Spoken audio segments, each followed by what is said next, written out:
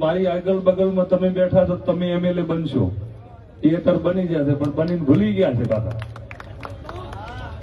બનીને ભૂલી ગયા છે.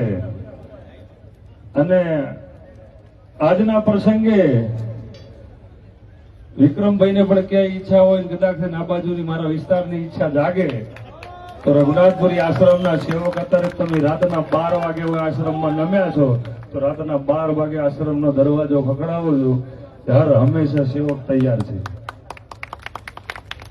એટલે જેની લાગણી હોય ને એનું ભરપૂર પરિપૂર્ણ કરવાની રઘુનાથપુરી બાપુના સેવકોનો હોમ છે. અને માં લાખું જમનો જહુ એમના આશીર્વાદ પૂરા કરે છે. એટલે માં જહુ તમામ સેવકોના આશીર્વાદ પૂરા કરે. તમામ દાતારોએ જે છે દાતારોએ દાન કર્યું છે ત્યારે જ આવો પ્રસંગ બને ન કે બનતો નથી.